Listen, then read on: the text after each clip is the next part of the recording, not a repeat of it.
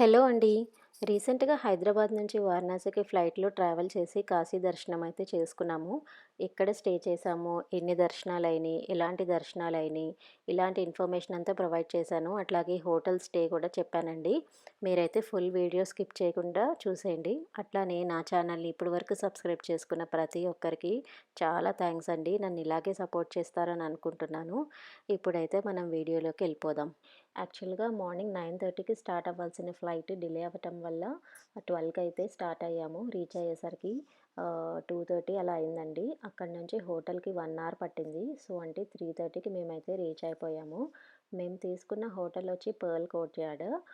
Hotel అయితే చాలా చాలా బాగుంది. మెయింటెనెన్స్ అండ్ హాస్పిటాలిటీ అయితే చాలా నచ్చింది నాకు. ఎప్పుడైనా గానీ టెంపుల్‌కి దగ్గరగా బుక్ చేసుకోండి హోటల్స్ అనేవి. ఎందుకంటే దూరంగా ఉంటే మీకు టైం అనేది వేస్ట్ అయిపోతూ ఉంటుంది. ఈవినింగ్ లంచ్ చేసేసి గంగా నదికి స్టార్ట్ అయ్యామండి. అక్కడ 64 ఘాట్స్ అనేది మేము ప్రిఫర్ చేసాము. యాక్చువల్‌గా 84 ఘాట్స్ కూడా ఉంటాయి. బట్ మేమైతే టైం లేక 64 ఘాట్స్ ఉన్న బోట్ రైడ్‌ని అయితే ప్రిఫర్ చేసాము. పర్సనల్ బోట్ అయితే బుక్ చేసుకున్నామండి. హోటల్ నుంచి బుక్ చేసుకున్నాము. సో, మాకు కొంచెం కాస్ట్ ఎక్కువ పడింది. మీరైతే చక్కగా ఘాట్ సెక్షన్‌కి వెళ్ళిపోయి అక్కడ మీరు ప్రిఫర్ చేయండి.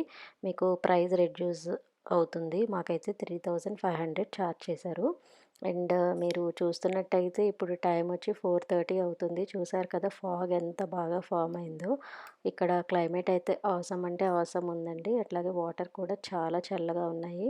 మీరు చూడొచ్చు ఇక్కడ మణికర్ణిక ఘాట్ చాలా స్పెషల్. కాశీలో ఏ ఘాట్ అన్నా ఉందంటే అది మణికర్ణిక ఘాట్ అండి. మణికర్ణిక అంటే ఏంటో కాదండి, చెవిపోగు. విష్ణుమూర్తి తన చక్రాన్ని ఉపయోగించి ఒక గొయ్యి అనేది తవ్వుతాడు. ఆ తవ్విన గొయ్యిలో మణికర్ణిక అంటే చెవిపోగుని అన్నపూర్ణాదేవి దాచిపెట్టి శివుణ్ణి కనుగొనమని కోరుతుందండి. పురాణాల ప్రకారం ఇలా అని చెప్తూ ఉంటారు. కాశీనగరం ఒక మహాశ్మశానం అనుకుంటే కాశీనగరంలో మణికర్ణిక ఘాట్ అనేది ఇంకా పెద్ద శ్మశానం అనికంగా చెప్తూ ఉంటారు.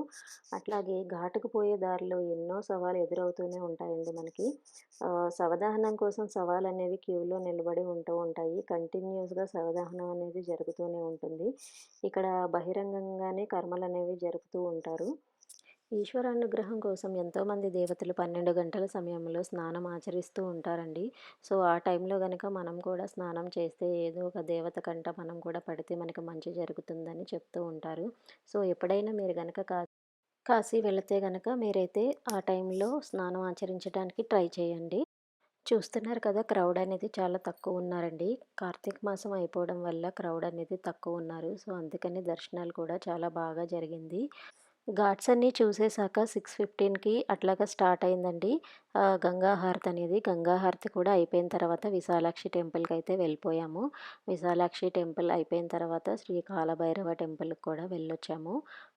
మీకు అట్లాగే స్పెషల్‌గా పూజాస్ కానీ, స్పెషల్ దర్శనాస్ కానీ కావాలి అంటే శ్రీ కాశీ విశ్వనాథ్ .orgకెళ్ళి చెక్ చేయండి.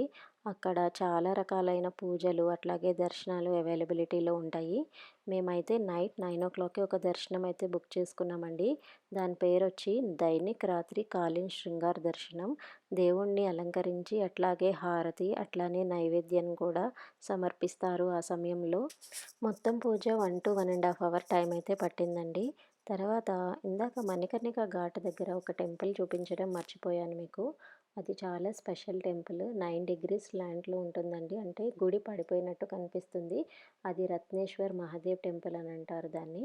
అది చాలా స్పెషల్. ఫోటోగ్రఫీకి బాగా యూజ్ చేస్తారు కాశీలో. మీరు చూస్తున్నట్టయితే క్లిప్పింగ్‌లో మీకు చూపిచ్చా చూసేయండి. గంగా హారతికి ముందు గంగమ్మని ఒక్కసారి మనసారా మనసులో ప్రార్థించుకొని దీపం అయితే నదిలోకి విడిచాను. అట్లానే 6:15కి అంటే సన్సెట్ తర్వాత మనకి గంగా హారతి అనేది స్టార్ట్ అవుతుంది. క్రౌడ్ అయితే చాలా వచ్చేసారండి. మీరైతే చెక్ చేసుకొని మంచిగా ఫ్రంట్ ఉండడానికి ట్రై చేయండి ఎప్పుడైనా గంగా హారతికి వెళ్ళినప్పుడు. సో దట్ ఏంటంటే మీకు మంచిగా అన్నీ కనిపిస్తుంది. ఓకేనా? అట్లానే గంగా హారతి అనేది కాసేపట్లో స్టార్ట్ అయిపోయింది. మేమైతే చక్కగా ప్లేస్ వెతుక్కొని ఒక చోట సెటిల్ అయ్యి ఉన్నాము.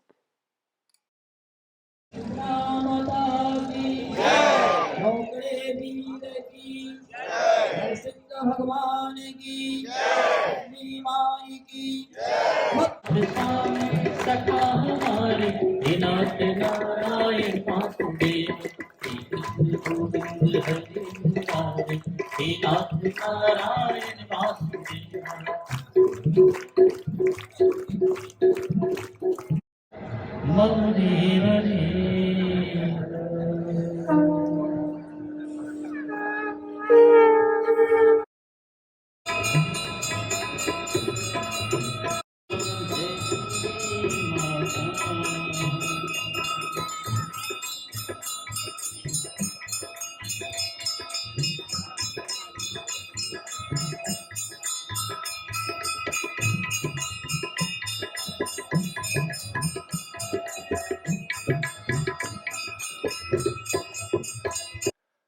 చూసారు కదా గంగా హారతి ఎంత బాగా జరిగిందో. ఇది అయిపోయిన తర్వాత విశాలాక్షి టెంపుల్, అట్లాగే కాలభైరవ టెంపుల్, అట్లాగే శృంగార్ దర్శనం కంప్లీట్ చేసుకొని నెక్స్ట్ డే ఎర్లీ మార్నింగ్ 4:00కి ఇంకో దర్శనం అయితే చూసేసుకున్నాము.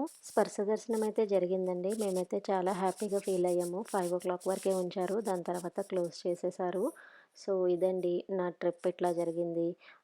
12:00 అయితే ఫ్లైట్. సో మేము 9 కల్లా చెక్అవుట్ చేసేసాము హోటల్. అక్కడ నుంచి 1 అవర్ మళ్ళీ ట్రావెల్ ఎయిర్పోర్ట్‌కి. తర్వాత హైదరాబాద్ అయితే రీచ్ అయిపోయాము. ఇట్లా జరిగిందండి మా ట్రిప్. ఎట్లా ఉంది? మీరైతే కామెంట్ సెక్షన్‌లో కామెంట్ చేసేయండి. మీకు ఎట్లా అనిపించింది? ఏమైనా డౌట్స్ ఉన్నాయా? ఏమైనా డౌట్స్ ఉంటే పింగ్ చేయడం మర్చిపోవద్దు. ఓకేనా? ఈ వీడియో కనుక మీకు నచ్చినట్టయితే లైక్ చేసి, షేర్ చేసి, సబ్స్క్రైబ్ చేయండి. అట్లాగే కామెంట్ కూడా పెట్టండి. అట్లాగే ఈ వీడియో ఎలా ఉంది? ఇంకా ఏం కంటెంట్ ఎక్స్‌పెక్ట్ చేస్తున్నారో నాకు మెసేజ్ చేస్తే నేను అది ప్రొవైడ్ చేయడానికి ట్రై చేస్తాను. Thank you so much for watching.